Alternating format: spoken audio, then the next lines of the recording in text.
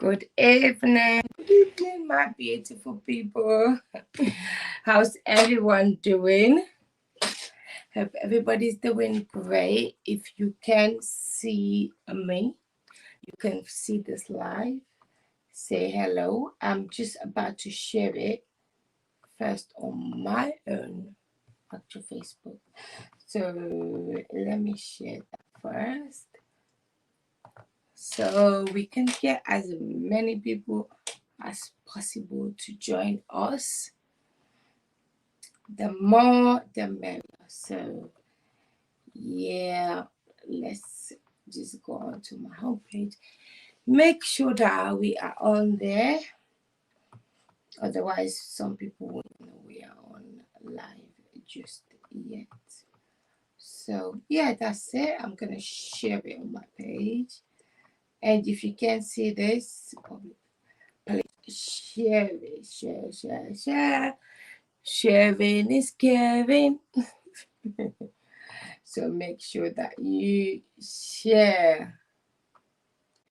Alright, I'm trying to share on the page. Give me a sec. Let me share this. Trying to find what is the page. Because I'm trying to share it on my options. Share to a page. Oh no, group. I think that's the problem. Because I want to share it. All right, we're sharing it there. All right, everyone, if you can see this and you are watching this, please do me a favor and just share it on your own platform, because, well, the more the merrier.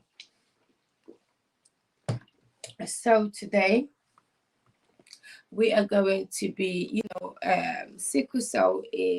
September is Sickle Cell Awareness Month, national. So within the UK, it is Sickle Cell Awareness Month, and throughout this month, my goal is to raise awareness and basically share all this information as much as possible using my platform and any other others that choose to also share what I'm talking about. So if you've noticed, the past couple of weeks there's been a theme. Yeah, every time I'm on live or I'm doing a live stream, I'm wearing red. And maybe you're wondering why.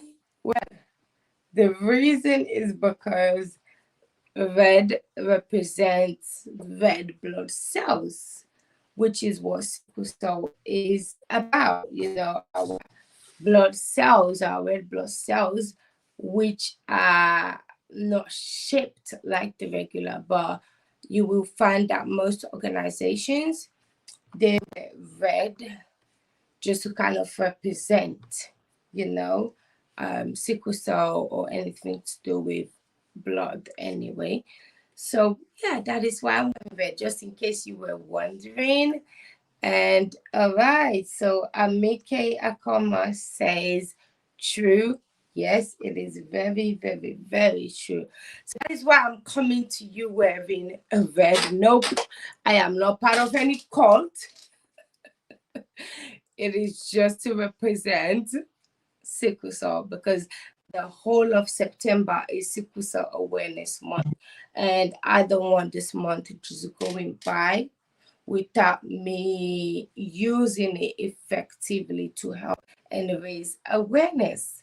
Today, we are going to have another great guest. He is truly like a brother of mine, and his passion towards wanting to see changes, for people with sickle cell and for us that are experiencing this. It is truly heartwarming, and I'm truly grateful to be able to say, yeah, this is somebody that I know. We've known ourselves for the past couple of years. He has his own foundation as well. I've got my own foundation, and we're always there to support one another, in any way to come together, which is really, really, really important. That is one of the things that we're going to be talking about today. But today's main topic, give me a minute, okay. Today's main topic is basically about sickle cell, but also blood donation and the importance of it, because I think so many people hear about, oh, donate blood, but they don't really fully understand why this is so important, and that this is life saving. And you're watching this, probably maybe you may be one of those people, you're scared of needles. The thought, or the thought of blood just makes you want to crawl. But this is why we're here. We want to be able to, myself and my guest, we want to be able to educate people on this issue, and them knowing the importance of you donating blood and what your blood is going towards, who can donate blood, who can't, and all of that. Also statistics when it comes to blood donation, especially within our ethnic minority company in the community in the UK. That community, there's such a low percentage of people within the ethnic minority community that are donating blood. For whatever reason, we want to leave it to others that are already doing it. But you don't even realize how much you just making that move can save somebody's life. As I speak to you right now, every 6 weeks, every 6 weeks, I have to go through a process called blood exchange transfusion, ET. So with this process, my blood is removed, right? A huge percentage of it is removed. It's all in a machine, it's all automatic. And then my blood is then replaced with donor blood that has no sickled cells or whatever, right? And the reason for this is to be able to just help me manage the pain, manage, having this sort of unpredictable condition, and also to give me some sort of normality. So I'll be able to at least have a bit of a normal life, And the process itself, it is not easy on you. And every time I go through this process, I will feel so drained. But then eventually my energy picks up, and then I feel like, oh yeah, I'm all right, So it is something that is so, so, so important, and we should not really neglect or take for granted the fact that there are so many people besides sickle cell. There are so many people who are in need of blood for whatever reason. And please, I'm just going to keep saying it. If you're watching this, please, can you share it? Share on your platform so we can get more people. Because what we are discussing today is so, so, so important, and it saves so many lives. And so we want to spread this information as wide as possible, because most of the times people don't even realize, okay, they don't know, how do I go about it? What is it for? What is my blood going to be used for? I hope they're not just taking my blood, to do some vampire stuff. I completely understand that belief or that concern, but it truly shouldn't be a concern. But Your concern is valid, your questions are valid, and that is what we're here for today. My guest is going to help to answer more of these questions. But right now, I am going to share my screen because I want to show you some information regarding blood donation, just so that you are able to have a better understanding and more clarity when it comes to blood donation. So give me a second. If I'm turning this way, it's because my laptop is here that I need to share. So don't think that I'm just, being rude. So please forgive me. Yeah, so I'm going to share my screen right now. Share screen. All right. Yeah, this is share.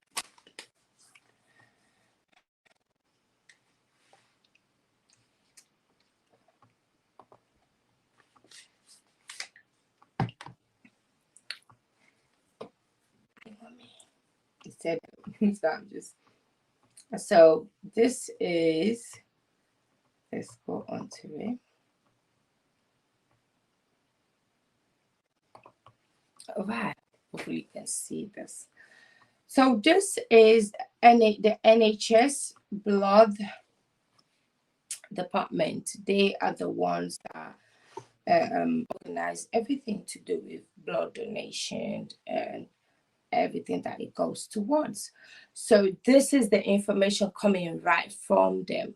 This is not just me, blabbing and whatnot. This is actually fact. So this says, why do we need to give blood? Because most of the time we don't even know why we need to donate blood.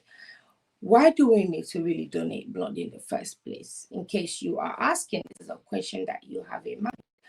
Well, nearly 400 new donors a day to meet demand. They are in need of nearly 400 new donors each day to meet the current demand. And you have to realize that it's not even just about sickle cell. We are still going through a pandemic, and people are in need of blood because so many people are being knocked hard by COVID, and therefore they may need a blood transfusion to help save their life, And then it says, this is what we need. It says we need around 135,000 new donors a year to replace those who can no longer donate. So there are certain criteria and requirements when it comes to donating, which we'll get into. And so they need this amount to replace those that maybe no longer meet the criteria to be able to donate, right? Okay. And then it says 30,000 new donors with priority blood types, such as O negative every year. That's what they need. They need a lot of O negative. And it's just so funny. Okay, more young people to start giving blood so we can make sure we have enough blood in the future. So now you see why this you need to donate blood, because these are the demands and the targets that they have to meet just to be able to stay on top of things. And when my guest comes, we will talk about the percentage of our ethnic minorities, specifically Black people, that are actually on the donor list, and how many we actually are in need of to cover the demand that is currently there. We'll talk more about that. So many times, some people don't even know their blood type or their blood group, because each and every one of us, right? You have a blood group, I have a blood group or a blood type. right? Mine, I have a problem saying I am O positive. But the crazy thing with it, those that are O positive or negative, we can donate blood to anyone. But unfortunately, because of my condition and my health, I am not able to donate blood. So even though I am O positive, right? And because the reason why there is a huge demand for O, whether positive or negative, is because when all blood types can donate basically to all the other groups. So when you are O positive or negative, your blood can be used for A, they can be used for B, AB, all of that, right? Your blood can be donated and used for any of those blood groups. But also when you are O, only another O can donate blood to you. But the good thing with being an O is that you can donate, your blood can be used for all the other blood groups. So why wouldn't you want to make the most of that? And knowing that your blood is going towards saving a life, right? It says here, what are the rarest blood types? So these are the percentages you can see. O positive, there are 35% of O positive blood types. And then you have O negative, which is 13%.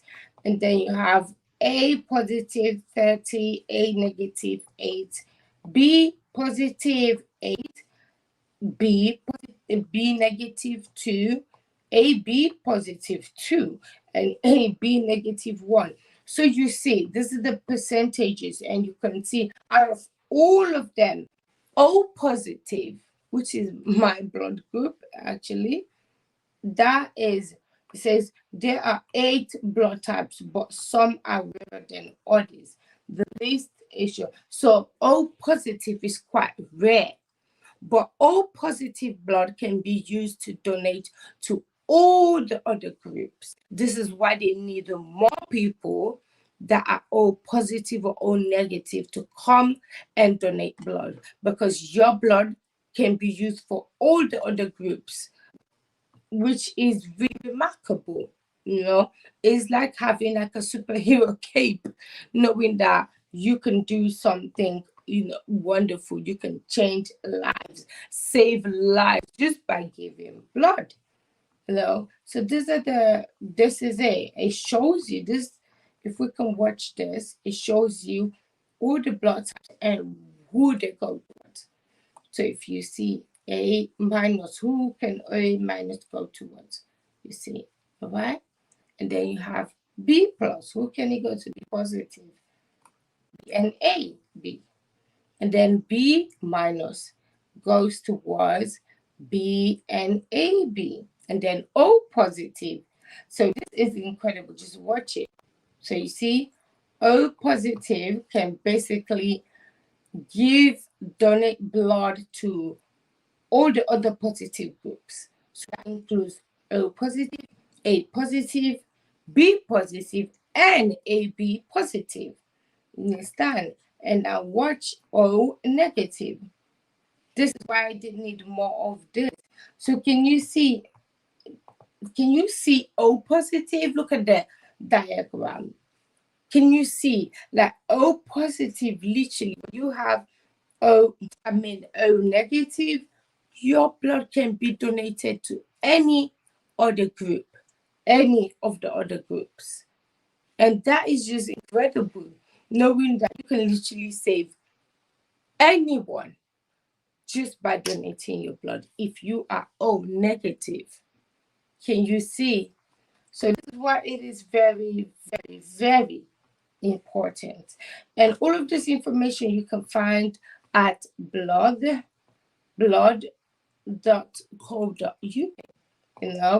So a lot of people ask, can I even give blood? Am I eligible? So let's look at this. It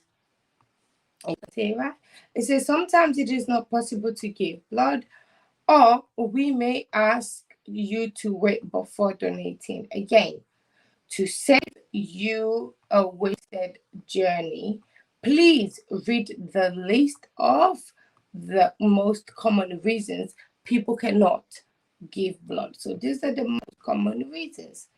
Is, can I give blood after coronavirus? Because that's another question that I had for the vaccine. It says here, yes, but if you have had COVID-19, please, read this before making an appointment to donate. So you can donate if you've had COVID, but you just need to make sure you read the guidance that they've provided in order to know how long after being positive till you can donate blood. So that is just what it is. It doesn't mean you cannot in the end, but it's for them to know, for you to know the time frame. And then it says, can I donate if I have a cold? I don't know if I have a cold. Colds are something else. It says no. If you are sneezing and coughing or very congested, you should not attend. It is important that you do not have any infection at the time of donating. If you are unsure, it is best not to give. So if you have a cold, you're sneezing, you have a temperature, anything like that, it's best maybe to wait until your symptoms go away or until you are better before you can donate blood, because obviously you don't want to waste time, go there and then they turn you down. So keep that in mind. And then it says as well, can I donate if I feel ill or have a cold sore? It says, if you are feeling under the weather, it is best that you wait until you feel better before you give blood. So it is not that you can't give, but just wait until you feel better, because when you have any sort of infection, like your white blood cells, which are like, there to fight infection, they increase. You understand? Because the body is working out a way to repair and protect or prevent whatever, or if you already have it, to repair. So your blood cells are already so much focused on that aspect. It is best you wait until everything is sorted and you no longer have that cold, you're not sneezing, you don't have a temperature before you book an appointment, rather than wasting your time to book one only to find out that you can't. So this is why it's very important to talk about this, so you know your eligibility, you know the requirements when once you decide to donate. Please, anyone who is if you're watching this, please don't forget to share this. Share it on your own page to your audience, because we are just really trying to educate ourselves so we can really do what we can to help. Because most of the time I always have people asking me, oh, how can I help? Oh my God, I feel so bad for what you're going through.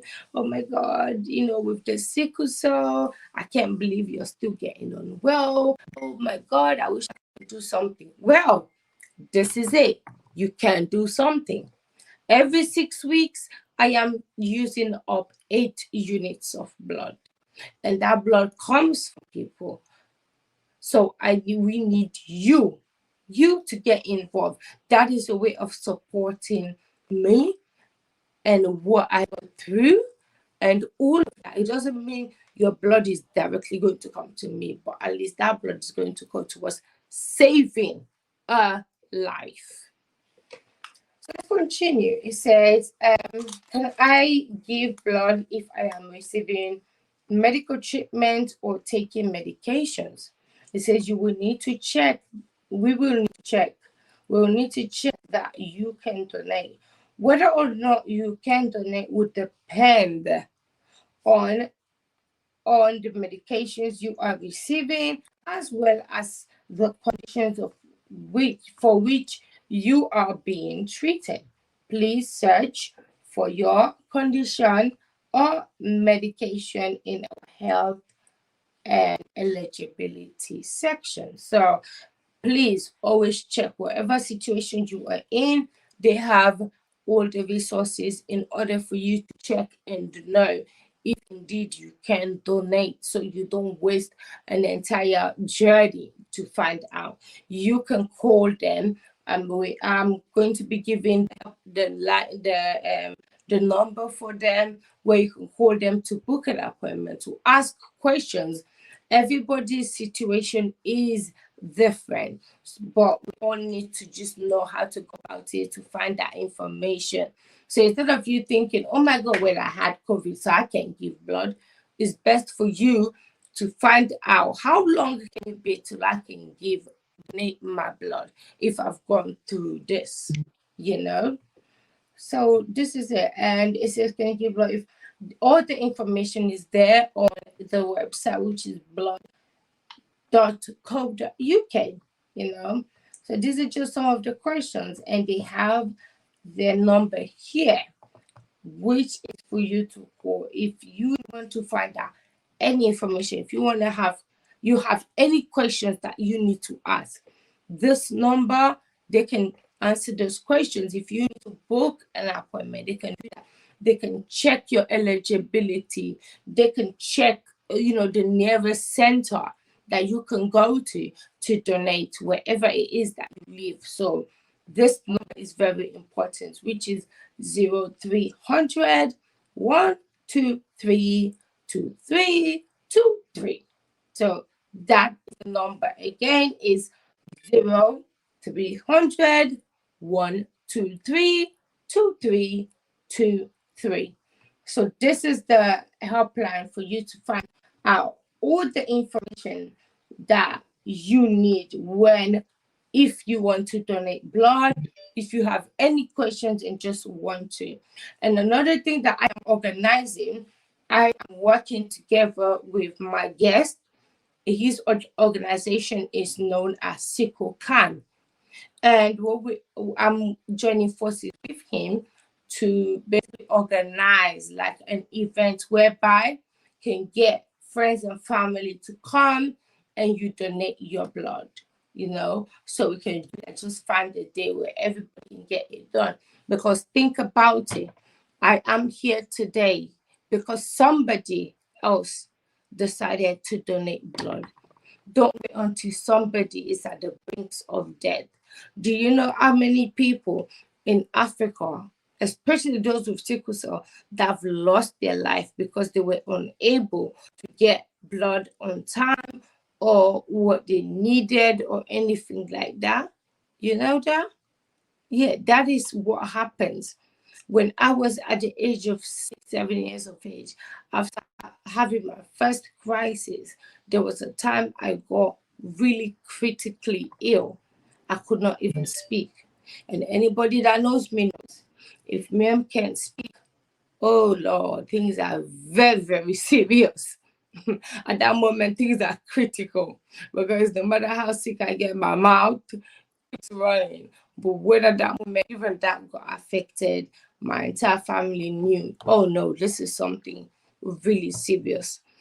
If we were not, fortunate enough to get somebody that had a blood group to be able to donate blood to me at that point, I would not be here. It is as simple as that. I was actually at a point where I was I don't know if it's a coma or whatever. All I know is that I could hear everybody, but I could not speak. I could not open my mouth. That was the very time that I was pronounced dead. Yeah, I was pronounced dead by a medical doctor because all my vital signs just flatlined at that very moment, and they thought there was no hope. They tried to find a line, to give me fluids, blood. They couldn't. If it was not for that quick thinking of my family to rush me to the hospital, and if it was not for the fact that, thankfully, because in Africa there's no NHS, but thankfully I had a mom that was in the UK that was able to afford my treatment. So I was able to get a blood transfusion and all of that. That saved my life. So this is not something I'm just saying for the sake of it. This is life changing. I know had it not been for blood donation, I would not be here.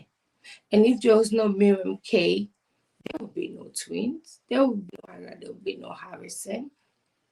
So just think about that, how quickly it can be. I am going to bring on my guest so we can talk more about all of this. He's been here patiently, so I am going to bring him on so we can talk more about this because this is somebody that is so passionate about what. So before we start, I just want to introduce him. His name is Kende Kenny, and he is the founder and director of Sicklekan, which is a non-profit organization that is, also advocating for changes for sickle cell, raising awareness, giving information, and all of that. And that is how we got to know each other. And the time I was doing the launch for my foundation, which is the Thought Foundation, we were able to join forces. And for him, his journey is quite different from mine. I found that, I had symptoms from a very young age. His is very different. But I cannot wait for you to hear from him. Welcome, Kenny. Welcome. Hi, Miriam, you right? Thank you for having Yeah, me. I'm fine. Welcome to the Power Hour. Thank you for having me. Thank you so much for being here. So, Kenny, please introduce yourself to the audience. Tell us about you, your journey as well with sickle cell, and just your journey in general. Well, hi everybody. My name's Kainde, but people normally refer to me as Kenny, which I don't mind. However you refer to me as. Um, I have sickle cell SC version of the condition. It's a condition that even though I was born with it at birth, so I had it at birth. It wasn't a condition that I was aware that I had it until I was diagnosed when I was in university. So probably between I think 23, 24 years old. That's when I found out that I did have sickle cell. It was an experience where basically I always knew that I had something, but I didn't think it was anything serious. I just felt as if I weren't fit. I just needed to be, I needed to go back to the gym. I needed to basically do more weights, go on a treadmill, be more fit in regards to my cardio. So it was a thing where I would always have to try and overcompensate by being in the gym, lifting more weight, running more miles. It was just something that I always knew that I had a limitation that I wanted to overcome. So basically, yeah. So I found out I had it when I was basically I was suffering from severe summer cramps in my second year of uni, and I was basically I had to yeah I had no option but to go to the nearest medical center, and that's when I was first diagnosed. They didn't even tell me I had sickle cell at first. They said I had cancer at first. So it was a case where they did blood tests. They said I had cancer, and I'm like, whoa, what the hell? I'm only 23. How can I have cancer? So they said that they was going to do more tests, and then I came back about a week later, and they said that, well, good news is not cancer. The bad news is that it's sickle cell disease. So the way the doctor was saying as if you could die, this and that, and I'm like, okay. They go, this is a condition that was given to you at birth, so you're pretty lucky to be alive today because you wasn't on no treatment. I was on no medication, nothing in regards to my sickle cell since for 23, 24 years of my life. So it was just talking to me, and I'm like, me, I didn't even know what sickle cell was. I'm not gonna lie, it's something that wasn't taught about within my family. And I'm like, okay, what is sickle cell? And the way the guy was talking to me, I'm like, this guy, he's just making it seem as if I'm gonna drop dead tomorrow. So I left the doctor's office. I did my own research at home, researching on my computer, my phone. I'm like, okay, so this is it. It affects black people. Um, it's something that's hereditary, so I must have got it from my parents. So both my parents should basically did had to have the gene for me to carry it, for me to have it. So it was a case where I just did my own research. I'm like, okay, cool. So this is what sickle cell. This is what I need, and I was referred to my GP. This was in Manchester because I was living in Manchester at the time. So I was referred to my GP. My GP just gave me as in 3 bags of medications. I had painkillers, I had penicillin, I had folic acid, I had food supplements. They just gave me everything, as in every painkiller, every medication bag possible. They gave it to me, just say, you need this because you haven't had it all your life. We're going to give you everything so that you don't run out. So I had probably about 3 or 4 months of supplies of medication. But my thing is, I'm not too good when it comes to taking pills or taking stuff regularly. So then to expect me to just all of a sudden, with no guidance, to just take all of this stuff, take this 2 times a day, take this whenever you're in pain, I was kind of overwhelmed. So I didn't really take it too seriously. But even though I was taking the folic acid and the penicillin daily, which I thought, you know what, this helps. The penicillin helps with fight off infections, and the folic acid makes me produce more red blood cells. So let me just do this. So then it came to the fact that, let me just explore sickle cell in general. So I did a lot of research when it comes to sickle cell. I found out there was different types of sickle cell. I found out that it's related to thalassemia as well. Asian people and people from the Mediterranean always suffer from thalassemia. So I just thought these are close links, and then I just started researching sickle cell patients around the world, and there wasn't many because I think this was about 20 years ago, basically. So it was a case where I was searching all that I can, but then again, I put it to the back of my mind that, I've got this condition. Let me just carry on my life. And it wasn't. I didn't really start taking it serious until I moved to London when my son was born. I had to move back to London because some of my children didn't want to stay in Manchester. So I moved to London, finished my university, and I thought, you know what? Let me take it seriously. Let me create my own organization because I was just fed up with the treatment from hospital. I was fed up with, nothing within the community. I was fed up with the Sickle Cell Society's lack of action because I would ask them for support, and it was a case where, well, they would signpost me to another place.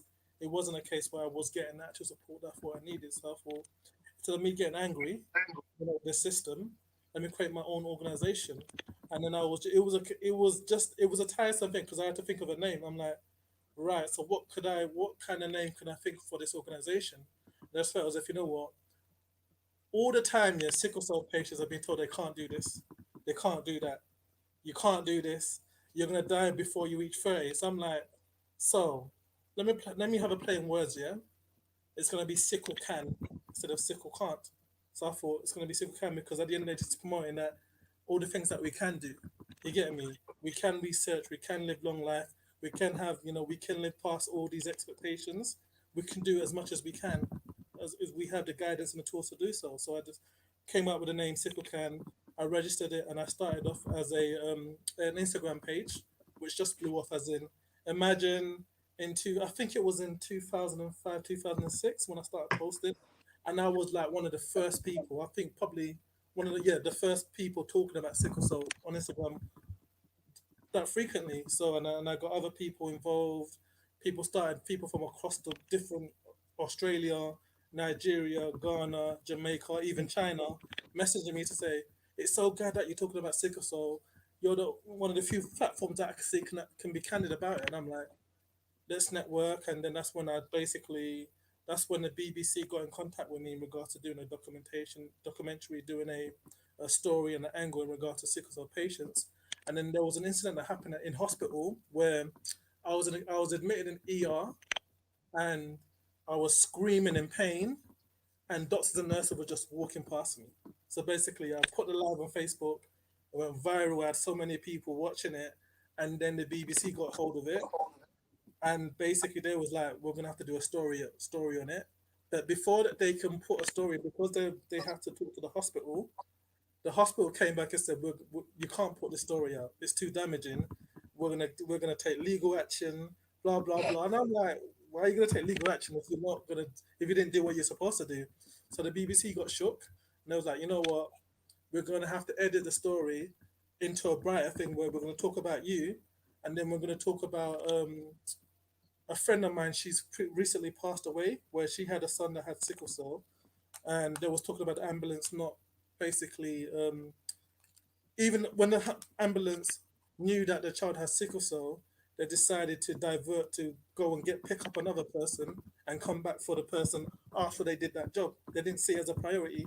So it was just a case where the story got really good traction, and that's when I started doing other stuff for the NHS. So it just spiraled into different opportunities. And I thought, okay, let me take this seriously.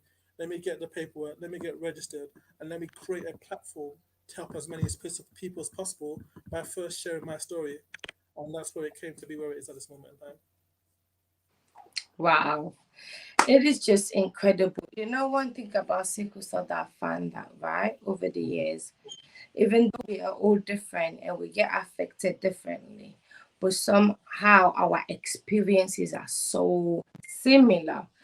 And one thing that I think is when you have those experiences, they can either really just put you off and put you in this, situation where you just want to be left alone. You don't want to talk to people. That you feel like you have all the problems, right?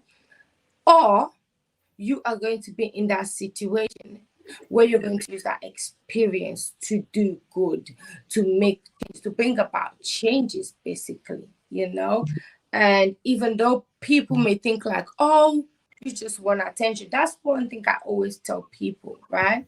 When it comes to sickle cell pain, regardless of your age, your gender, or whatever is your social economic class, it doesn't even matter. When it comes to that pain, right? It doesn't matter who you are. When that pain is being ignored or whatever, and you are in pain, you are going to express it. You are going to be left with no other way, because sometimes people are like, oh, why are you crying? It's not going to change anything. It's not going to make the pain any better. I know that. I know. It's the same way when you are watching a movie that gets very emotional and you start crying. You know it is a movie, but you can control how it makes you feel. And when you are going through this pain, right, it goes skin deep. Like it doesn't matter who you are. It is pain that can be unbearable. But thankfully, you were able to take something good out of that very negative experience in hospital, which I myself have gone through several times, where they are actually deliberately ignoring. They are passing by and treating other people. There have been times I've been so upset because somebody will come in and they're drunk or whatever. They're running to them. They are sorting things out. And then I'm there in pain and waiting Mm. endlessly. But besides the pain and everything you've gone through and what you've done, like, has it also affected like your lifestyle generally? Because I know you studying, was it sports science, or what were you studying at uni? I was doing business studies and sociology on my first one, but I was Oh, always out. right, all right. I was always out. I was football, basketball. I was running. I was doing rates, so I was actually part of. I was heavily in the gym, so I was, you name it, I would be doing it. Basically, I even did hockey as well. So I was in all So sorts. how did that change after you were diagnosed with sickle cell, and after you started having, those issues related to sickle cell? How did that change your lifestyle? It made me stop overcompensating, because the main reason why I was in these sports is because I tried to cover the deficit that, sometimes my endurance was very low. Sometimes I felt as if I couldn't do it. So I just thought, you know what, you're gonna overcome it. You're gonna do this. You're gonna do that. If you feel pain, you get back up. You get back up. But not knowingly that that was damaging me even further, because there'll be times where I will come back from these multiple sessions where I've done 2 or 3 different sports, and it will take me 2 or 3 days to recover. But I thought, you know what, it's worth it. It's worth, you recover, take 3 days, 2, 3 days, come back up, go back to the gym, and just get stronger and stronger and stronger. So it made me realize that it wasn't a case where I had to overcompensate by doing so many different things. It was a case of me taking the break the first instance that I felt the pain. The first instance that I feel tired, you take the break, you come back, and you don't have to overcompensate. So it made me more aware of how my body deals with stress, how I deal with fatigue. And made me more aware of certain triggers when it comes to my sickle cell. Like stress was a big trigger for me going through certain crisis episodes. So it made me more aware of certain things that that I could do to reduce my sickle cell crisis episodes. So it was just basically managing what does work and what doesn't work, and making sure that I don't feel guilty for my body not being able to do a million and one things at once. So that was the most difficult thing, was to just ensure that I didn't feel guilty that I couldn't do things, and that would probably, because I'm stubborn as well. I'm Nigerian, I'm Taurus, so we're very stubborn. So there was a case where it's not that you can't do stuff for you to then try and do more than you are capable of. It was a case of, you have a condition that is triggered by you overexerting yourself. So rest up, recover, and then come back again. So it was just a case where I had to reprogram my mind to say, you know what, you don't suffer by just resting. At the end of the day, resting is because of a reason. Rest up, come again. So that was the hardest thing for me to realize, that to overcome the guilt of knowing that you can rest without thinking that you're weak. And it comes to the point where, a male in society, you have this vision of masculinity that you have to fulfill. Well, my case was, I had to be this big, strong guy that could do anything. I was in Manchester, I come from London, and we have this reputation of being these tough guys that don't back down. So I was living every single stereotype in my head to say, you know what, you got to show no form of weakness, because people will take you, for anything less. So I had to basically defeat those versions of myself to say, you know what, just let's be serious now. At the end of the day, you have a condition that kills people daily. So anything that you can minimize you being a statistic, you got to do your best. So that was the main reason why I just thought, take in consideration, rest up more, and then come again. And that's where I just took it every day like that, basically. It is amazing when you hear somebody say it and you know in your hearts of heart that that is the truth, that is what needs to be done. But Mm. it is not so difficult to apply that. You know, I still fight with that guilt. Like, there are days that I'm not my best and I struggle, but yeah, I'm kind of literally fighting that guilt of, what have I done today? Nothing. But one thing I am learning to realize is the fact that, there are days that you just can't. I cannot force myself and just drag myself. And that, I think that comes a lot from experiences and the way I've been treated and things like that. Because when you, all your life, you're being picked on, being called weak and all of that, you kind of have that mentality of wanting to, no, look at me, I'm not weak, I can do this, I can do that. Or people making you feel a certain way. So it is really good that you are able to recognize that. I know it's a journey, which I've been going through. But so, what made you wanted to start an organization, Sicklekan? Like, wow, what was the reason that you like? You know what, I have to do something about what is going on. I think the main issue was the fact, from a male's perspective of dealing with the condition. Like, I knew for a fact that there was many warriors were like me that didn't talk. Like, like I said, we have a front when it comes to being a black male in society and having a condition, and we already have the disadvantage of not wanting to go to the doctors. We already have that. As in, I've got family members. I've got my dad who has sickle cell as well. He refuses. Well, it takes him a very long time for him to want to go to the doctors. So it was something that was passed down to me, and I think it's a cultural thing where we see weakness. We see anything other than perfect health as weakness. Like, for example, and it's embedded within the males of our community not to talk about, not to share moments when we're down, when we can't do stuff, moments or any conditions that we have that can make us feel, you know, that we're less than adequate. Like, for example, sickle cell already had a negative stigma in society. So talking about it and then having to deal with these people assuming that you have sickle cell because it's a curse or it's a generational hex on you, on your family, because of this and that. These are things that most sickle cell patients are facing in Nigeria. So for me to try and comprehend that, I just felt as if, we need to break these stigmas. So I just felt as if the first thing I need to do, start sharing my story so that I'm comfortable in myself in having this condition, because it came down to the point that, I have to own the fact that I have sickle cell disease. It's not a case where you have to be ashamed that you have it. and from the aspect that if I can change one person's mind, like it could be someone that's older than me, it could be a young warrior, a teenage warrior, it could be, you know, a toddler, or it could be a 9, 8-year-old warrior. If I can share my story to ensure that they're comfortable within their skin in regards to dealing with the fact that they have sickle cell, and also communicating when they need help, and I thought as if it's my duty to do so. So that's why I thought, let's create this organization, one, to bring information out there for people that may not have the condition, also that are struggling to understand what sickle cell is. If they have family members, cousins, uncles, aunties that they know that have sickle cell, but they hardly talk to them about, like, yeah, I know my cousin has sickle cell, but he's just dealing with it and there's nothing I can do. So I just felt as if, let's get the information out there.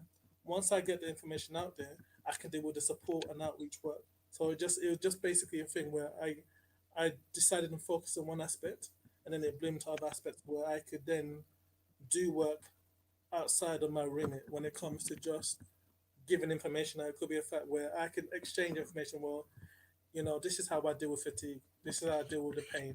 This is my diet. This is the exercise that I do, that I can do, basically, that doesn't overexert myself. That doesn't mean that I'm in pain. So it was just these little nuggets of information that I kept on doing, and I thought, you know what, I could do more. So it then expired to me going to schools, mentoring kids with sickle cell, basically advising teachers that will stereotype black students as having behavioral problems when they're having sickle cell crisis in schools. So these students will probably be expelled for having a crisis and then reacting to it in school. So it was a case where I was like, you know what, we have to deal with this. At the end of the day, a sickle cell crisis to me feels like as if I'm getting stabbed all over my body. You know, then I'm having acid thrown on me. That's how it feels when I go through a sickle cell crisis. So imagine a 13, 14, 15-year-old dealing with that in school, and then they're not getting the proper care and attention from the teacher. They're being told that you're disruptive, you're doing this. It's going to make things 10 times worse. So I made it clear that this is what they're going through. So instead of you assuming certain things, the first words that should be coming out your mouth is, how can I help? Where are you feeling pain? How can I do to support you in this situation? And I ask teachers, have these words ever left your mouth when it comes to dealing with students? And they confidently said no. And I'm not them. We've got to deal with that. At the end of the day, these are the next generation of sickle cell patients that are going through extreme pain. But instead of them being comforted, they're being told that they're being expelled. That's a form of racism. You can't do that. If that was a student that had cancer or any other ailment, this stigma won't happen. So we've got to deal with it in a better way. So I decided to go into schools, go into different organizations, and then exchanging the information and making sure that there's a support network for sickle cell patients. Basically, we Yeah. can come together, we can exchange stories, and also we can also change the perception of sickle cell, because there was a perception that if you have sickle cell, that is contagious. You can spread it sexually. You get me? As in, if I have a partner, I can give her my sickle cell. So we thought, you know what, these are certain myths that we need to dispel about sickle cell. It's hereditary. One, both parents need to have the gene for it to be passed down to your children. If you have sickle cell trait, even though if you both of you don't have full blown sickle cell, there's a chance that you can pass the full blown sickle cell to your child if you get together. So these are certain things I thought, let's get the information out there, because one thing that's killing our community is the misinformation that we're receiving at the moment in time. So I thought, let's address certain issues. These are the issues that I need to deal with, and we also need to ensure that the next generation of sickle cell patients have a platform to say, you know what, these are the people that came before us. Yeah, let me follow their lead because they did it before me. It's not the case that I'm dealing with this from scratch. I've got people to spring onto and say, you know what, they paved the way from us so that we can do more than them. Because the whole aim of this sickle cell journey is to ensure that the next generation of sickle cell patients do more than we did before them. If you get what I'm saying, and that's the only way we can live. So yeah, so I just thought, let's just pave a way. At the end of the day, I'm getting older. I'm not a spring chicken no more. It would be great if I could leave this legacy to my daughter Angel, who unfortunately also has sickle cell disease as well. So the more I empower myself and empower her, like I take her to my blood drives, I take her to certain events, so she's comfortable in talking about her sickle cell. I've got her working with the NHS in regards to the ads campaign, talking about her sickle cell, being as involved as possible, because I want her. There's going to be a time where I'm not here, where she's going to have to deal with a sickle cell by herself. So the more things that I can do for her while I'm alive to ensure that she gets the information and she knows that there is a support network, then that's my job as a father done. So that's my main reason why I created Sicklekan, because for me, I just felt as if there wasn't enough out there for sickle cell, because we're not in a third world country, we're in a well developed country, but yet in the UK, you know, as of now, yeah, there's still nothing, next to nothing available for sickle cell patients. That is a crime, Adam. To me, that should be a crime. So I just felt as if let's try and address the issue, because there's only so much we can do by being angry, blaming the system, saying this and that, petitioning, blaming hospitals. I'm not saying that hospitals do not have a part to blame. However, we need to come together to say, you know what, here is a solution that we can do. Let's come together to find a solution. And for me, that's worked for me so far, and that will continue to work, because if we come with an angry mindset, we're not going to get nothing done. If we're meeting it like, you know what, they should be doing this, they should be doing that, we're not going to get anywhere. It has to be a place where, what can we do to help facilitate change? You get me? What can I do? This is the issue. If I can have a conversation with a doctor, if I have a conversation with the management or the people on the board about sickle cell, then that's obviously going to be filtered down to the training, to the programs, doctors and nurses. You get me? And that's why I always applaud sickle cell, people that have sickle cell are in the medical profession, because they're in it firsthand, and then they can tell, you know, they can filter the information out there. So I just felt as if in order to change the system, I need to be part of the system. So that then leads me to the blood drive initiatives, basically, where I came to the NHS and I said, you know what, let's. I'm very passionate about blood donation. You've seen the work that I've done in regards to my advocacy. Give me a chance when it comes to doing a blood drive, and I'll show you that we can do what we can. So that's when I partnered with Chanel Taylor on Sickle My Cells.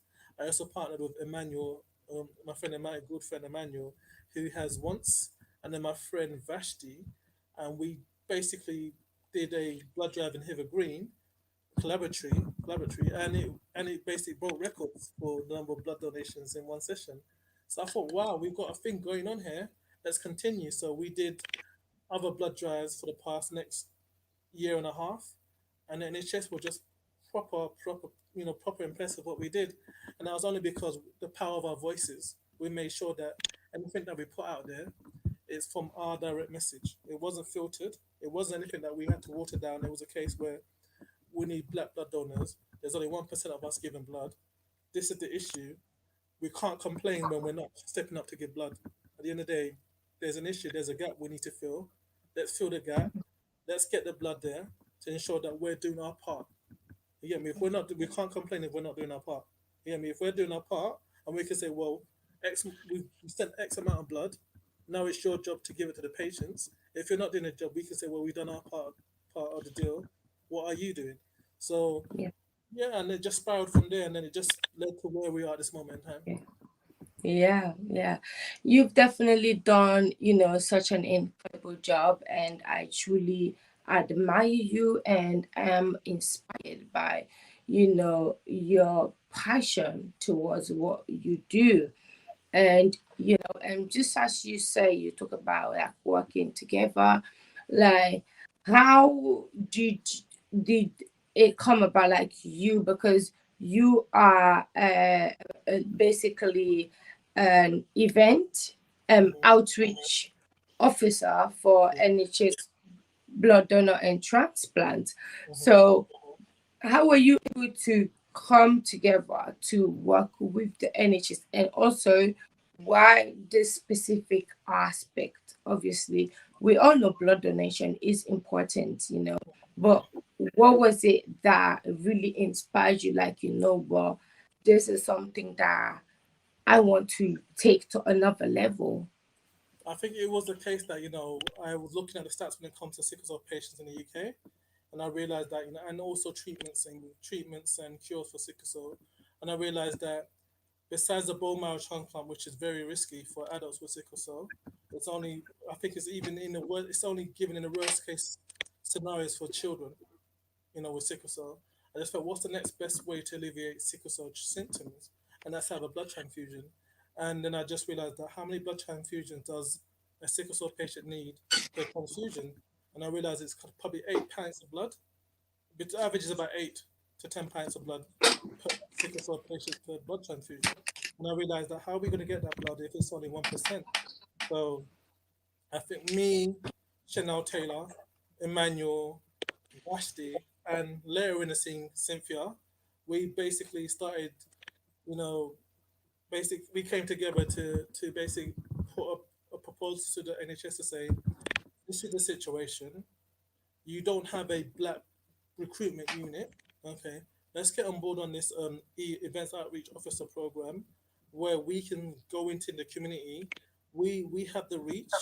We're the targeted demographic. So if you're gonna need black blood donors to come and give blood, who's better than to tell the message than black people, either affected by the condition or are passionate about talking about the condition. So we gave that proposal to the NHS. They loved it. I'm not going to say that it's been a it's been there hasn't been any issues. There has been issues, but that's with any organization. Well, I'll say that because of our passion, it's led to very good results in regards to blood donation and the fact that then they can trust us with different campaigns. Like we had Chanel's Taylor's their sickle cell campaign, which was very good. It reached so many views. We had the United by Blood campaign in the memory of Nathan Evans Smith. Yeah, that did really well. It was a national campaign, and now we've got the Bonded by Blood campaign, which we're doing now, which is being done in London, Yeah. Bristol, Manchester, and Birmingham. So they wouldn't trust us if they didn't think, you know what, these people have a solid head on their shoulders and they can reach the community. Yes. So Yeah. I think it was just about our passion and our, our drive to do more in regards to black donor recruitment, and also to try and fill in the gap when it comes to addressing the issue of why black people don't give blood. At the end of the day, we know that it's already due to certain myths and misconceptions. There's certain ways of how we were treated in the past in the in the healthcare, you know, yeah, in healthcare situation. So it was a case of, you know what, this is we just had to say, you know what, we understand that there's been issues in the past in regards to black people in the medical healthcare system. But however, the reality is at this moment in time is that we need X amount of blood, and if it don't come from our community, we're gonna have to get it from blood from that don't come from our community, but it's less efficient. And we've got to remember that if you get blood that's not perfectly matched to the patient, and then we give it to the patient, there's a greater likelihood that that blood won't be a match for them, and then their blood and it could be rejected. And we're trying to remove the fact that there's certain antibodies are created when a blood match is rejected. That means that the patient will find it harder to get blood donations in the future. So we're trying to eliminate that risk firsthand by getting the perfect match when it comes to black blood donors. There's different blood groups. So we test, for example, before a person has their blood transfusion, they go for a blood test match. Yeah, they find it, and then they see whether the blood is compatible. So that's what we're trying to limit. Trying to eliminate any risk of any rejection first time. Make sure that it's perfect so that the person can receive blood transfusions in the future, as many as possible, to live a long and healthy lifestyle. But in order for us Yeah. to ensure that supply meets demand, we need to ensure that people from our community are given blood regularly, and dismissing the myth that our blood is not going to our own community, it's being harvested, blah blah, by the rich elite. It's not the case. It's the case where All the conspiracy theories. yes, so we have to make it clear that, like, for example, my daughter had a very serious crisis episode where if she didn't have the blood, she wouldn't be alive today. She had a condition called Clap-Peak syndrome, where basically, with kids that don't have sickle cell, it just leaves their cheeks red and then feeling nauseous.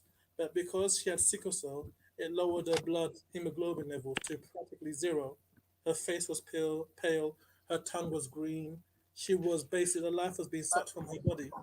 So, if she had to have a blood transfusion, basically, which saved her life, it restored her hemoglobin levels, and within half an hour of having that blood transfusion, she was like back to her normal self, cracking jokes. She was like, I have a fair needles, natural fair needles, so the blood going in her arm. She's like, Daddy, look, look, look. I'm like, nah, can't look, but I'm happy that you're receiving the blood. So for me, it comes full circle because I'm working on blood donation, yet my daughter received the blood that saved her life. So it was like, you know what, this is full circle for me. It proves that I'm doing something right. The fact that I'm campaigning for something, my daughter's life benefit from it. You get what I'm saying? So I just felt as if, this is the right thing to do, because you reap what you sow when it comes to this journey. And Yeah. my daughter was fortunate to receive the blood. So I would say at this moment in time, black people, we do need to step up to give blood because it is making a difference. Your blood Yeah. donation can save up to 3 lives. That's the reality of it. 3 lives by just Yeah. spending 10 minutes of your time, you know, in the chair giving blood can save up to 3 lives. That's like we keep talking about the Avengers, Hulk, Superman, Justice League. Yeah, these are fictional superheroes, but we can be real life superheroes by giving the gift of life. If you get what I'm saying. So I just felt as if we have the power to be our own superhero by stepping up to the plate and giving blood, and that's what you're doing by giving blood. You're being a real life superhero for your own community, and I just want to implore people to give blood because it's not even just for sickle cell patients. It could be, pregnancy. Yeah, exactly. There are so many conditions that require blood transfusion. Like me, when I was, giving birth to my twins, I needed transfusion. And for me, I'm on the blood exchange program. So for me, every 6 weeks, 5 to 6 weeks, I receive eight, eight units of blood for every 6 weeks. And the difference it makes, it is so vast. But when it gets to the point where I'm getting close to, my blood exchange, my HP is dropping, it is like a completely different person versus when I've had that exchange. Like sometimes even the doctors and the nurses is like a completely new person. So for us, it's you giving us life Hmm. every 6 weeks. I've received that gift. That is a gift of life Mm. that you will not take for granted. When once you've been in that situation, there are women having, giving birth every day that require blood. There are also babies that are being born premature that require that. Now we are going through a pandemic. There are people that have had COVID that have required doctors. So there are so many people that require that blood. And you know, one day it may be you. Accidents. You Hmm. know, accidents are constantly happening. And those people, a lot of them are saved by, blood transfusion. People that have gone through, they've been stabbed, they've been shot, whatever the case may be, and they've lost blood. That blood has given them a second chance at life. So it is something that we really shouldn't be taken for granted. And you mentioned about Richard. And I just wanted to remind the audience about the story of Richard because, people would think maybe, oh, just another person or just, another person. But no. So back in April, right, Richard he was a sickle cell patient. He has SS, just like me. Richard went missing, right? He went missing. His parents, especially his mom, tried to report him as missing for the police to do something. But the police said no. He was an adult at this time and that the parents should not worry. That Richard will probably show up, maybe he didn't want to be contacted, you know. But the parent, knowing who their child is, behavior and certain things that are normal or abnormal when it comes to your kids.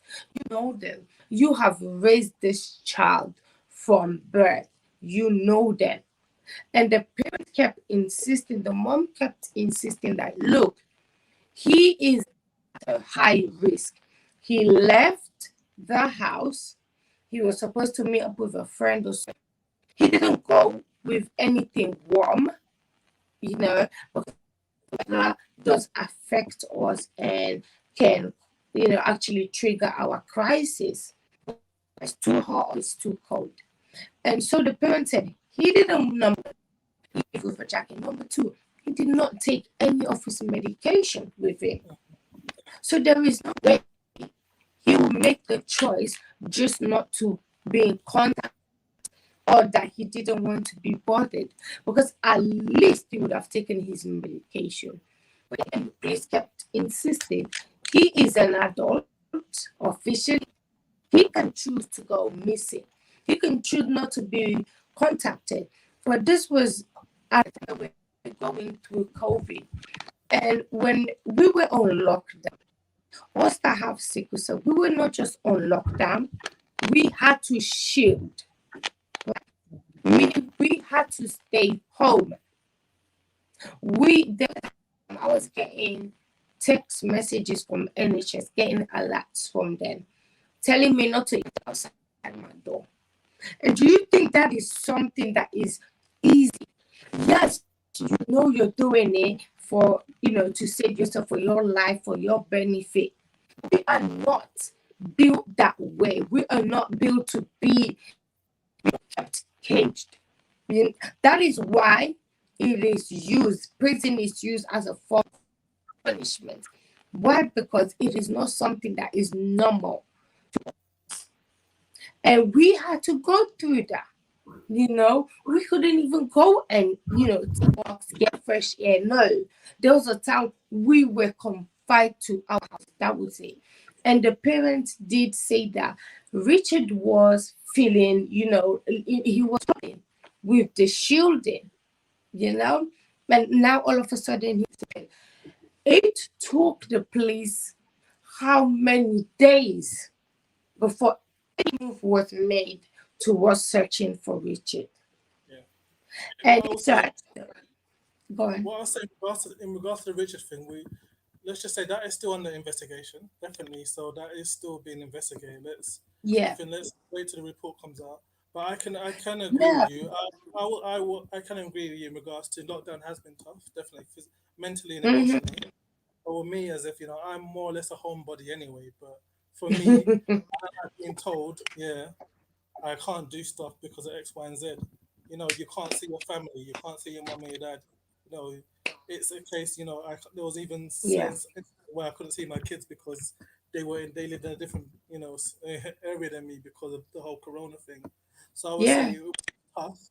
But it was even tough in regards to catching Corona myself, and basically I think with Corona, yeah, sickle cell is a beast to deal with when you're having a crisis, yeah, yeah. But Corona, it's like everything times 1,000. As in, exactly. I was And we had constantly to in do that. And so all of eventually, Richard was found, deceased. They're still doing investigation. They don't know exactly what caused it.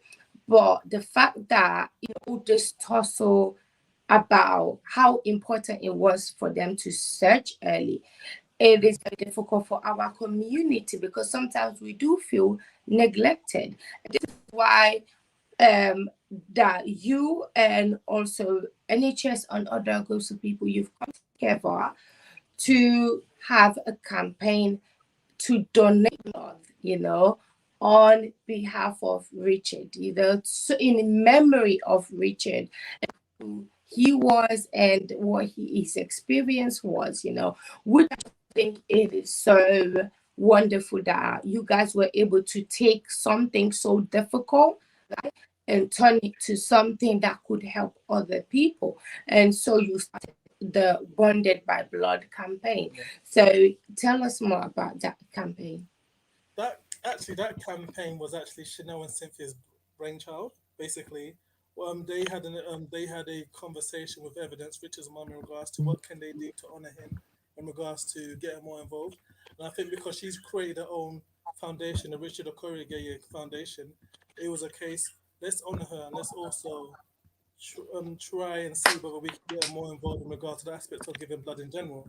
So it was something that I was, when they spoke to me, I was like, you know what, I'm passionate. Let's get on this. And then we got the ACLT involved, which was the African Caribbean Society, and we just felt as if let's try and make this the biggest ever blood donation session in the history of blood donation sessions in the UK. And that's why we thought, let's think out the box. We don't want it to be just in one location on one day. Let's try and have different locations on several different days. basically. So that's why we thought, what's more impactful? Let's have it spanning from Sickle Cell Awareness Month into Black History Month. And the whole point of this campaign is Bonded by Blood and Mother's story is basically we just thought of the conception as what's the most powerful love out there. It's a mother's love, basically. So we made sure that we had evidence and we had other mothers involved that had children that are still alive or children that have passed away to come with a powerful and inspirational message to try and get more people from our own communities to give blood. And that's the whole point of our campaign, as in different mothers sharing their own personal stories in an uplifting way to ensure that we have more black blood donors for a very good cause. Because this is not just a sickle cell campaign.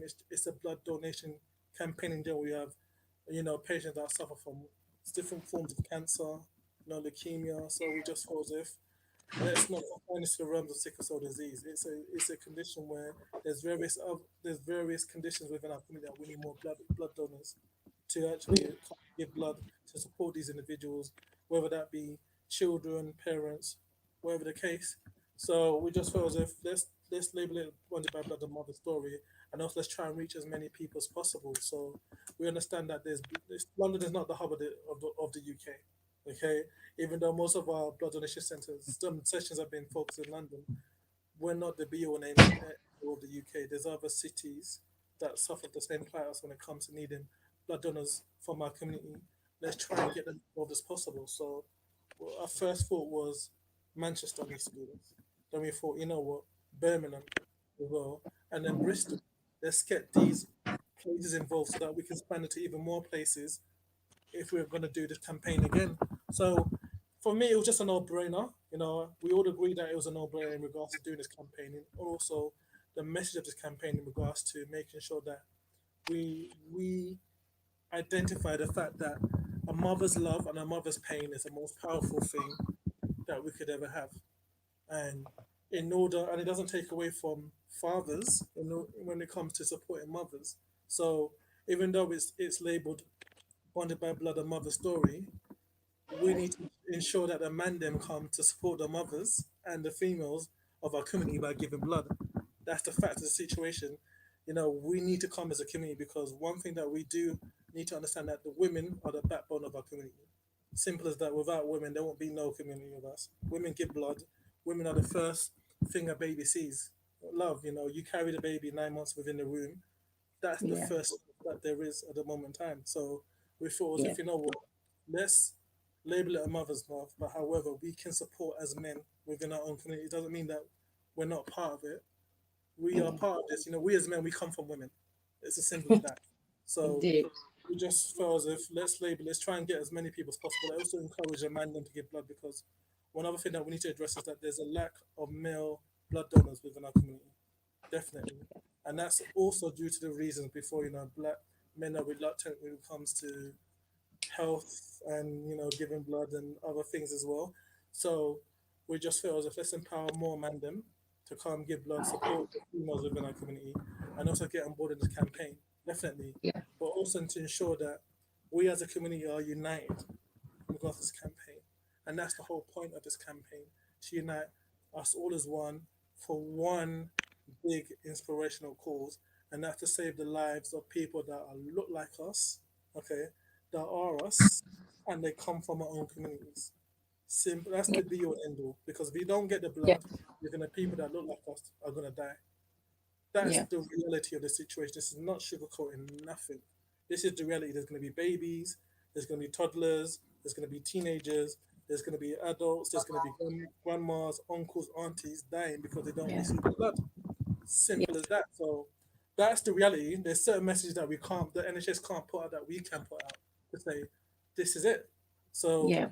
Yeah. we just felt as if let's come together, let's get the community galvanized in regards to giving blood, and also let's try and make these sessions lively and make sure that it's not a typical boring blood donation session where it's just dead, you're there, you might Yeah. have to fall asleep. Let's try and make it as lively as possible, and that's what we aim to, Yeah. to actually change the perception of blood donation in general. Because, for Mm. example, one of our last drive that we did last year was, I think a couple of years ago, was called the Summer Saving Lives, where we did it in Brixton, where we had people Snapchatting YouTube living while they were giving blood. Like, calm down. Look at me, I'm giving blood. Calm down. It's a bad still. Exactly. Just want to make sure that we want to normalize blood donation.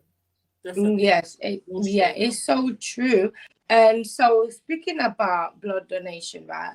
I wanted to ask, so if somebody's watching this now and they want to get involved, how can they involve? What do they need to do if they're like, you know what, I want to give blood, and hearing all of this, knowing how much is going to help to save lives, how can they do it? Well, first thing I can do is go to register. In order to give blood, you have to be a registered blood donor. So what I'll say is take the first step and register, and you can register by visiting www.blood.co.uk to be registered to give blood. Now, in regards to booking into a session, for once you've been registered and you have your blood donor number, then they can match you to sessions where you live, basically where you can give blood. Now, if you want to register and give blood at one of our sessions, what you can do is either contact me via my Sicklekan page, Chanel Taylor by her on Sickle myself page, or Cynthia by her page. I can give them all the socials afterwards, and then we can book you into our blood donation sessions. Like for example, we've still got slots in for the London drives, and we've got a few slots left for Birmingham and Bristol. Yeah, so depending where you are, whether you're in London, Manchester, Bristol, we can still book you on for blood donation sessions. Or even if you just want to, come down and just support on a day, you can support us as well. So, but we've got posters that tells you which days that we're doing the blood donation sessions. But what you can do, or you can simply call this number here. Let me just get the number up for you. So I don't know it by heart. Okay, the number is for our Bonded by Blood and Mother story. If you want to be booked into our sessions, the actual line, we have a dedicated line where you can call, which is 0300 303 2805. That's 0300 303 2805. Or simply just DM my page on Sicklekan, Chanel's page on Sickle myself, or the NHS Blood and Transplant page, and we can direct you further or signpost you and book you onto the sessions. But what's the number again? Let me just write it for people. Okay, the number Oh, is 300. 303 2805.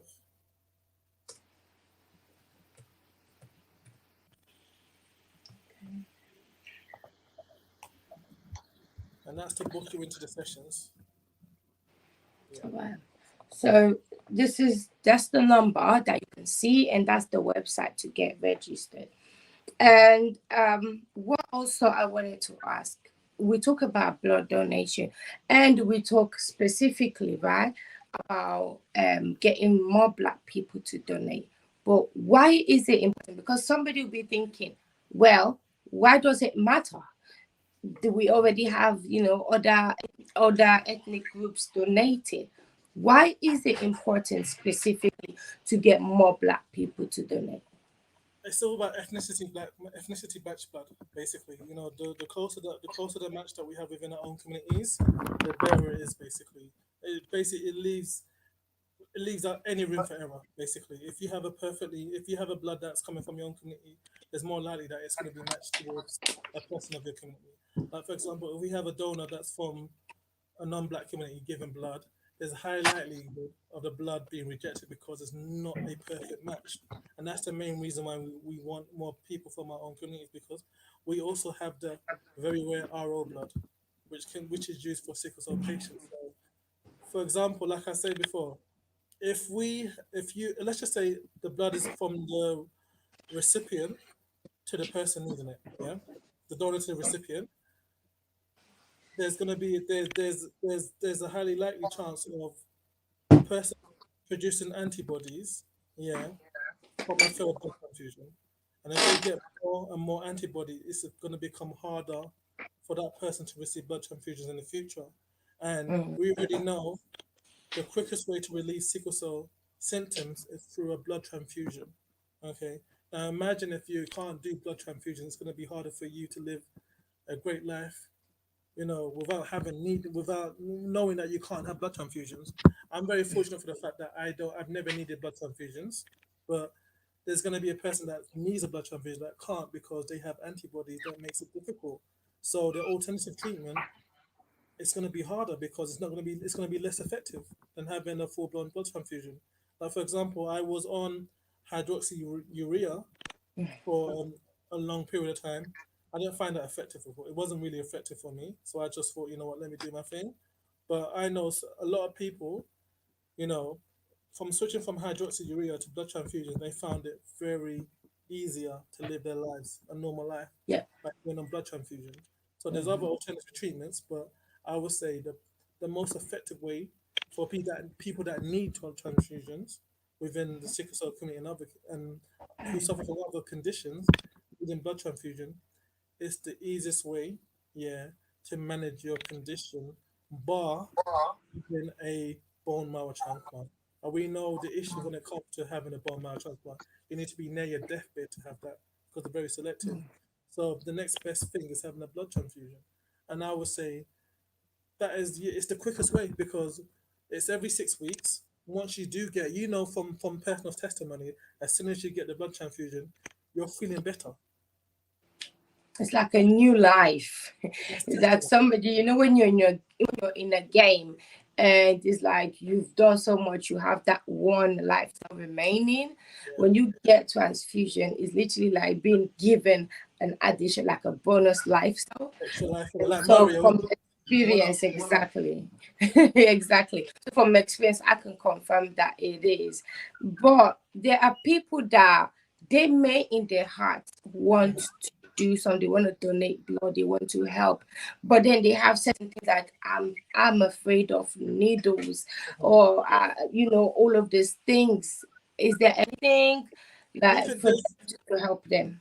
there's things that we can definitely do. Like we can provide numbing cream and make sure that you don't feel the pain. Definitely. So we understand there's certain people, people that are afraid of needles. Like for example, I'm afraid of needles myself. But we also got to remember that what's the bigger cause? Is your fear of needles more important than saving up to 3 lives? There has to be a trade. I understand that people have fears and phobias, but we've got to realize that this blood is going towards a good cause. Yeah, It's and really there are important. options now for that. They have the freezing spray. They've got the numbing cream, so Yeah. they have options. So let your fear of needle Mhm. not stop you from donating. Yeah. And another thing that I would like to do personally to help with this course, I would like to organize something whereby I can get my own friends and family and all of that organize, a way to get everybody get their them to register and donate blood, because I want them to think about the fact that I'm here to be in front of all of you. Hmm. That is one of the most important reasons I'm able to be here and be able to live somewhat of a normal life, you know so I would really want to just ask my own friends, family, supporters, that this is very important. You are saving lives. I receive 8 units of blood every 6 weeks. That blood is coming from somebody. So Hmm. if there's any way you've ever thought to yourself, how can I help? How can I support what you're doing? This doesn't cost you anything. So this is your chance. Even if, let's say, you register and maybe at that moment there might be a situation where you're not eligible, please try again, because some of the issues, they're not like permanent, they're just temporal issues. Let's say you have a cold or anything like that. So just register, even if you don't meet the criteria, the eligibility requirement at that time. It does not mean you can't donate, at a later date. And also, I want people to know, yes, you can donate more than one time. When it Hmm. comes to blood donation, you can donate more than just once, but there obviously has to be a gap in between, because your cells need to repair and replenish and all of that. So there's a gap in between. But you can definitely donate more than once. So I wanted to ask, what is the future before we go? For what is the future for Sicklekan for yourself? What is it that you hope to achieve in in the next couple of years? You've done so much already, but what is it more that you hope to be able to do? My thing is basically to be registered as to be no to be recognized as a national hub to support sickle cell patients in the UK, basically. And I think to ensure that the government recognizes us as a hub, to also do more work overseas as well, because we understand that Africa and the Caribbean have large number of sickle cell patients that don't have access to the medical facilities that we have in the UK.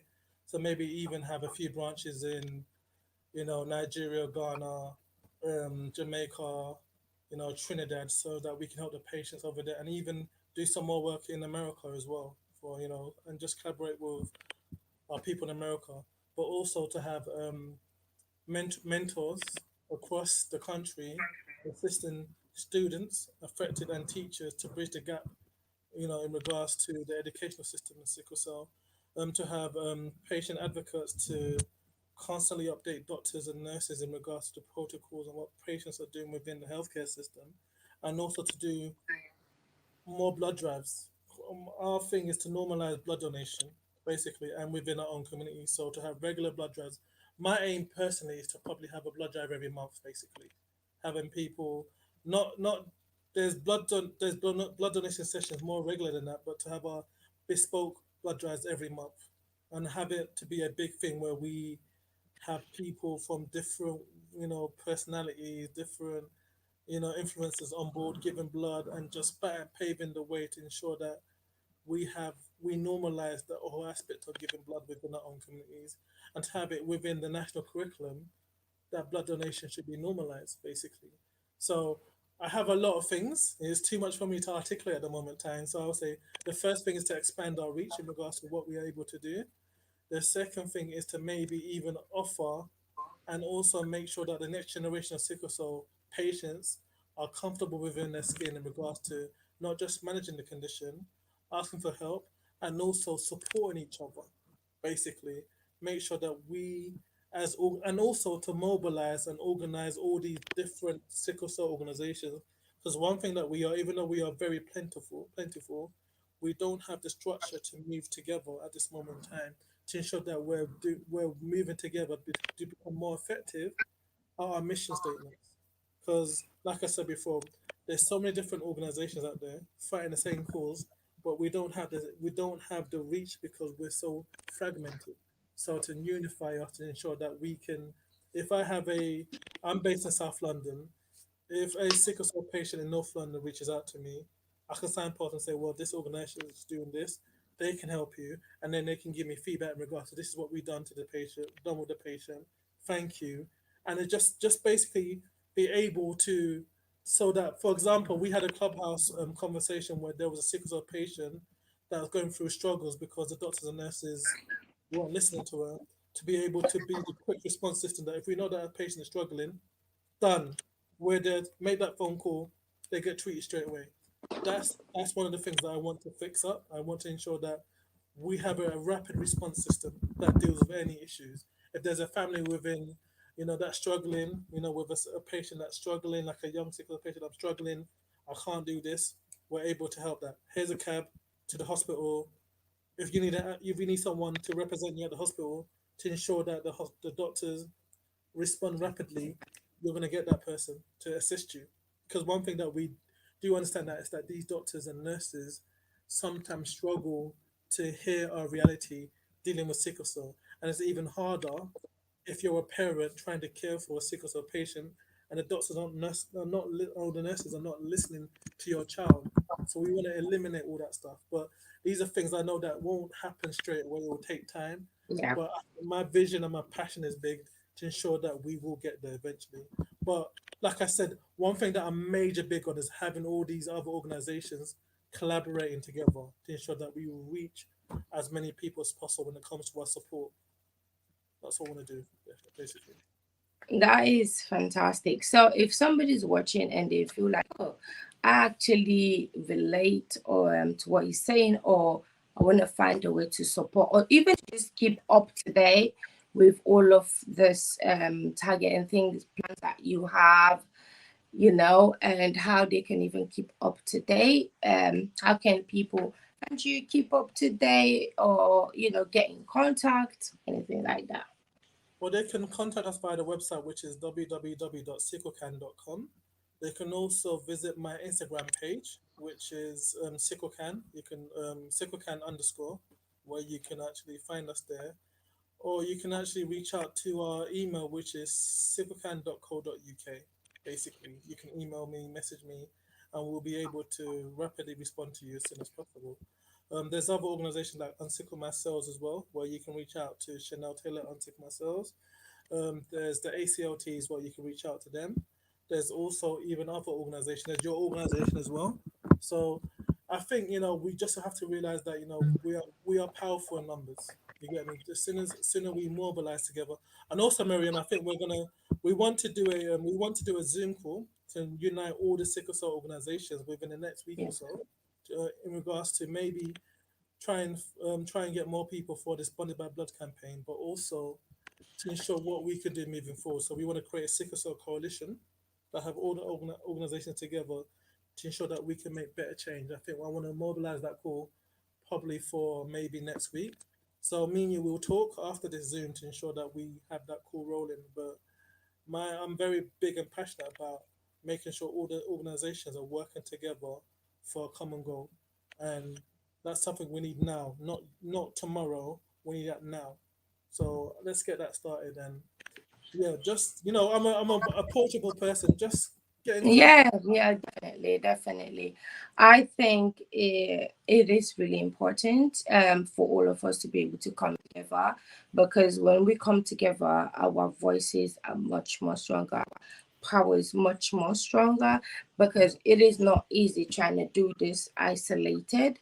But when we come together as well, and people are able to see that unity, then they know how much this means to us, and be able to come on board and support. And yourself and myself and you, we've known each other for years and supported one another, and always any opportunity for us to come together and do what we can for our community, in awareness and bringing about change, because that is what we're all fighting basically for, the same thing. We're all fighting. Our ways of attacking it might be different, our methods, but the end result is basically the same. The website is this sicklekan.com or .co.uk? .com. .com. All right, yeah, just wanted to make sure. Yeah, so that's the website there, and that is your Instagram. Somebody can just go at Sicklekan underscore in order to be able to reach you. But before we go, we've had several comments, and so I just want to go through that before Sure. we will leave you guys. So let's go through some of these comments. Um, this is from Amike. She says, true. That's about what we were talking about. And this is from Martha Jala. She says, hello, hello, Martha. This is from Aminata Bangura, aka my mom. She says, hello, May. Hey, mommy, thank you so much for your support. I always appreciate you. And Amike, my sister, thank you so much for your support. And this is Cynthia. I'm so grateful that you're here as well, Cynthia. And she says, she gives a praying hand. Thank you. And this is also sister from another Mister Fantasia Wall. She says, hello, hello, Fantasia. And she also says, well done. Thank you so much, sis. We really appreciate you being here supporting. Said you lot are very strong. We have to be, because Thank you. when strength is all you have, you just have to be, And this is from a wine or win. And Alicia says Wynn. how do reshare. Oh, and then I commented saying that, you know, you just need to click on the video and share it. I hope she was able to share. It's not too late. You can still share it. Even after the stream ends, you can still share the video because it gets out there. And that's what we're trying to do so we can get this information out there and get people, you know, registering to donate. I'm going to be adding the link for the registration onto this link. So when you share it, it will be easy for somebody to, you know, I want to say, well done, Kenny. Thank you so much indeed. Wow. Okay. Thank you. And Fantasia said, wow, that's deep. And she says, wow. She's buffing. She says, imagine you went through it, you know, I know, but thank God we're here, you know, that's what's important. He said how sad, and I think that's to do with Richard. Indeed, it is sad, but you know, at least something is being done in his name, you know, to honor his memory, which is really good. So that's why we need all of your support so we can really honor his memory. That's what's important. And said you should be proud of yourself. Yeah, we try. He said, yes, you was a praying hand. Thank you. He said, exactly just the thought of you being ignored. Yeah, we do get ignored. And Well, you will be surprised by how many of us get to go through. And I am so glad that Kenny, you do that, because one thing with me, sometimes when I'm in hospital, I find it difficult to video because you know how people are, oh, you're just looking for attention, oh, this, oh, that. But it's very brave of you to be able to do that and to reach what we go through. And, you know, I think that might just give me the courage that next time I'm going through this, to feel all right, you know what, let me have a, you know, record of this, because when people are able to see what we go through, then more things will be done to change that, you know, than all suffering in silence, really. So that was really brave of you. Said bless man. Said you can stop. Well done. Thank you so well, much. Said well done. Thank you.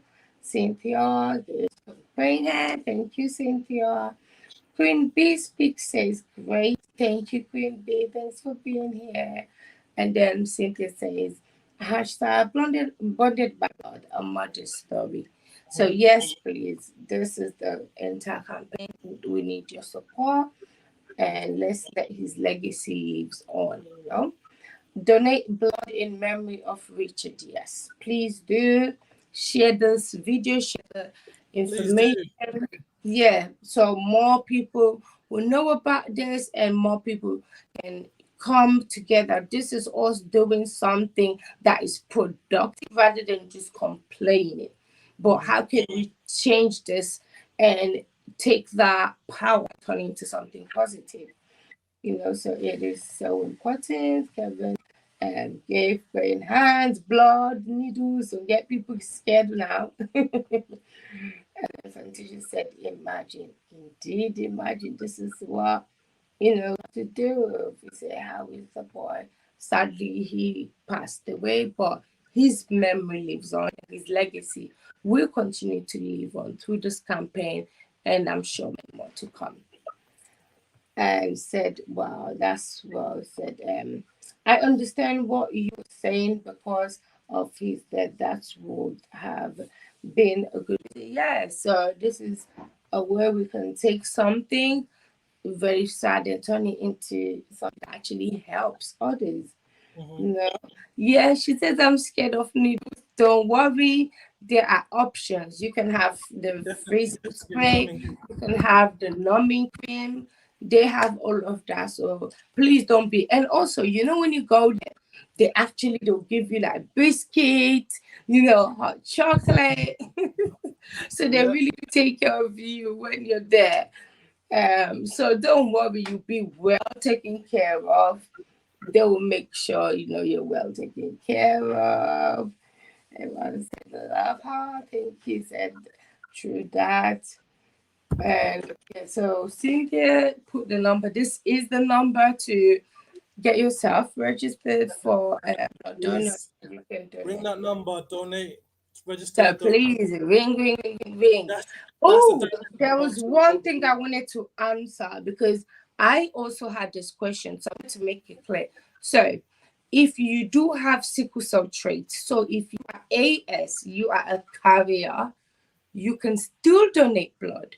That's The correct. only difference is that that blood will not be used for us with sickle cell, but it will go on to It other can. people that It are can. in need of it. So you It can can. still donate blood because I know there's a high percentage of people in our community that are carriers and they feel like, well, because I'm a carrier, I can't donate blood. No, even if you have sickle cell traits, you can still donate blood. Yeah. So please, that'll be fine. It will be completely fine. You can donate blood and it will be used for still a great cause. It's just that it will not be given to somebody who already has sickle cell. We have enough of those cells in our body, but it will go to a great cause and a great use. So please, I just wanted to clear that and said, I'm in. Don't worry, Fantasia, I am going to organize a blood drive. So everybody get ready because we're going to need your blood. That we're going Things to if you need do want to blood. actually put Okay. I if love you hot chocolate. I will be doing this for you, sis. Oh, thank you so much. You will. Even if I have to be there serving that chocolate myself to get you on board, I mean, let's get this done. We are going to organize that with Kenny so I can have a blood drive, my friends and family and those, that support. So thank you so much for all your lovely, lovely comments. Kenny, do you have any last thing to say before we, leave? I will say that you know what, as in within our own communities, I think we do need to step up instead of we are very complacent. We are very passionate about complaining and saying what's wrong. But why don't we mobilize and put actions to the words? At the moment in time, because I would say let's do what we can to make a difference, and we have the power to make a difference, each one of us. So let's mobilize, let's donate blood, and let's just come together for the greater cause, especially for our own communities. And in regards to this, One Bad Blood and Mother Slogan, let's get as many people as possible. If you want to be part of history, which this campaign will be, get down there, register, donate, and be part of history. Yes, indeed, indeed. You know what? I'm even thinking I would, but anyway, we'll talk because I'm just thinking of a way we can. But I'm gonna talk to you so we can organize that. Thank you so much for being here, Kenny. I really do appreciate you. And I hope, please, everyone, that's the website, and that's the number. So please get yourself registered. And if you do have any questions, the website is, tries to answer your questions anyway. But if you do, you can reach out to Kenny, myself, Cynthia as well, who was in the chat and watching. You can reach out to any of us if you have any questions, any concerns. Please reach out to us. Even if you call the line as well, the number, they will be able to answer any question that you may have. If at first you try and you don't meet the requirement just because of maybe a specific issue, do try again because sometimes that issue gets resolved. It's not a permanent, restriction or anything. It will get sorted. Maybe you just have, a bit of a hold. You get better, you can donate blood. You can also donate more than once, but they will let you know, like the time in between, from when you donate your first blood to when you don't. So please, one more time, we need your blood. Not trying to sound like a vampire or anything. So yes, we're gonna do that, and I'm gonna organize my own blood drive so we can get everybody be ready. Roll up your sleeves because we need you for the greater good. Thank you so much, Kenny, and good night, everyone. Please, if any questions yet again, contact us. Information is there, the website, the number. Reach out to us for anything. You have any ideas as well, how we can reach out to more people, get more people, please do get in touch. Thank you. Thank you, everybody, and have a blessed night. Bye. Bye.